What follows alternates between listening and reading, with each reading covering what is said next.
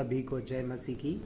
मैं pastor Pitambar Masih, temple of Jesus AG church Janakipuram, आज के इस बाइबल अध्ययन श्रृंखला में आपका स्वागत करता हूँ। हम लोग आज से प्रेरितों के काम पर अध्ययन करेंगे और इससे पहले कि हम प्रेरितों के काम पर अध्ययन करें, आइए कुछ बातें प्रेरितों के काम की पुस्तक से हम समझें। प्रेरितों के काम पहला अध्याय पद 1 से 5 तक। प्रारंभिक मसीहों ने यीशु मसीह को शारीरिक रूप में देखा था, परंतु उनका कार्य करने के लिए उन्हें उसकी सामर्थ की आवश्यकता थी। आज 2000 वर्षों बाद भी हमें उसी सामर्थ की आवश्यकता है। लूका ने सुसमाचार लिखने के उपरांत सुसमाचार के परिणाम लिखने की ओर अपना ध्यान मोड़ दिया, जिसे प्रेरितों के काम के रूप में जाना जाता है। लूका ने अपनी पहली पुस्तक में थियोफिलुस, परमेश्वर का मित्र, को यीशु मसीह के जीवन के विषय में विस्तृत जानकारी दी। अब वह उसे उन सभी अनोखी गतिविधियों की जानकारी देना चाहता है जो उसके प्रथम लेख के उपरांत घटित हुई। संभवतः थियोफिलुस एक मसीही नहीं था, परंतु वह एक ऐसा व्यक्ति था जो लूका से यीशु मसीह से संबंधित बातों को सुनकर काफी प्रभावित हुआ था। शायद वह एक उच्च रोमी अधिकारी था। ये भी संभव है कि अपनी वास्तविक पहचान को गुप्त रखने हेतु उसने थियोफिलुस का नाम का प्रयोग किया था। यीशु के लिए उसकी भूख को जागृत करने के पश्चात लूका अब उसे यीशु के शिष्यों द्वारा किए गए आश्चर्य कर्मों के विषय में बताना चाहता है। प्रेरितों के काम इन्हीं अद्भुत घटनाओं का वृत्तांत है। लूका बड़ी मेहनत से अपनी पहली पुस्तक लूका और दूसरी पुस्तक प्रेरितों के काम के बीच कड़ी जोड़ना चाहता है। वह कड़ी यीशु मसीह है। वह अपने शिष्यों को व्याकुल अवस्था में छोड़ना नहीं चाहता है। वह उन्हें स्पष्ट निर्देश देता है कि उसके प्रस्थान के उपरांत उन्हें क्या करना चाहिए। सिर्फ इतना ही नहीं, बल्कि करीब 1 महीने तक वह उन्हें निरंतर दर्शन देकर आश्वासन देता रहा। पुनरुत्थान कोई जाना पहचाना अनुभव नहीं है। यीशु का दर्शन एक आकस्मिक घटना है। यीशु जीवित हैं। वह कोई मनगढ़ंत कल्पना या भूत नहीं था। चेलों ने उसे देखा है, पद 3। वह उन्हें शिक्षा देता है, पद 2, तथा उसके साथ भोजन करता है, पद 4। भूत प्रेतों में यह व्यवहार सामान्य अथवा स्वाभाविक नहीं है। इसके पश्चात यीशु यह निश्चित करना चाहता है कि चेले उनके लिए उपलब्ध सामर्थ्य से परिचित हों। प्रभु का कहना था, इससे पूर्व कि तुम पूर्णतः तैयार हो जाओ, सेवकाई प्रारंभ मत करो। वह उन्हें स्मरण दिलाता है कि यूहन्ना बपतिस्मा देने वाला इस तथ्य से भलीभांति परिचित था कि उसका बपतिस्मा एक अधूरी कहानी है।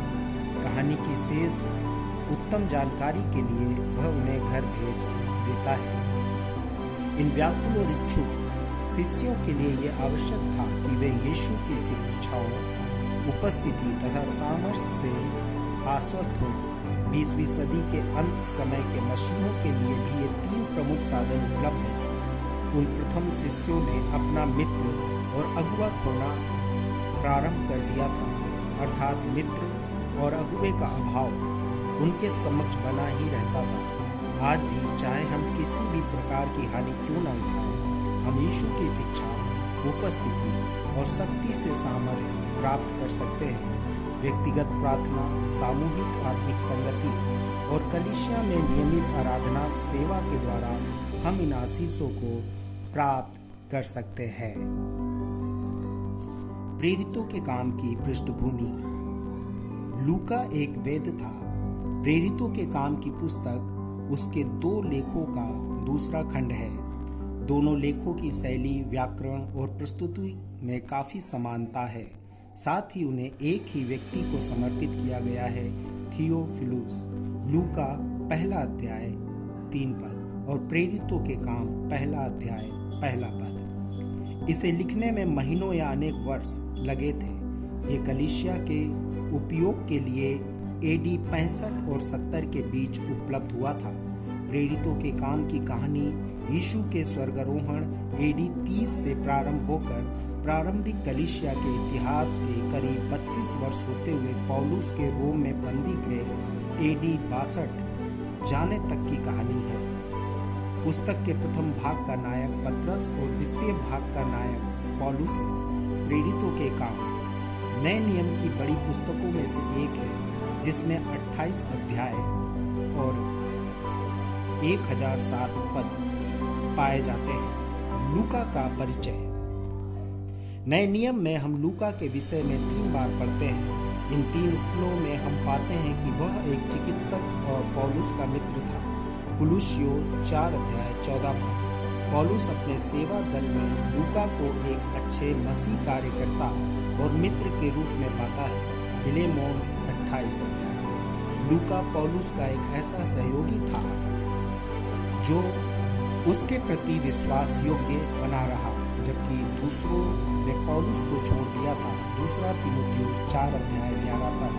लूका एक अन्य जाति गैर यहूदी मसीही था। ऐसा लगता है कि वह एक पढ़ा लिखा व्यक्ति था और सेवकाई के लिए इच्छुक था। संभवतः उसकी पहली बुलाहट तब हुई जब पौलुस बीमार पड़ा। निजी चिकित्सक होने के अतिरिक्त वे पौलुस का बहुत कुछ बन गया। शायद वे प्रथम मिशनरी चिकित्सक था। लूका का बड़प्पन इस बात से प्रमाणित होता है कि वे अपने दोनों लेखों अर्थात सुसमाचार और प्रेरितों के काम में उसने अपने विषय में कोई चर्चा नहीं की। लूका की जीवनी के विषय में उपरोक्त बातों के अतिरिक्त हमें बहुत थोड़ी जानकारी है। कुछ प्रमाणों के अनुसार उसकी मृत्यु काला सागर के दक्षिण भाग के निकट किसी स्थान पर 74 वर्ष की आयु में हुई।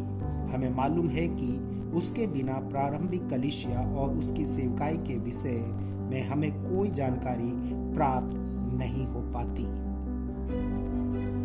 परमेश्वर हम सभी को आशीष दे।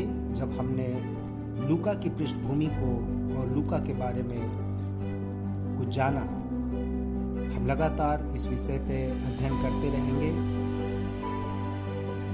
कल फिर से हम प्रेरितों के काम पहला अध्याय 6 से 11 तक हम लोग देखेंगे। जरूर से इस अध्ययन में शामिल हों।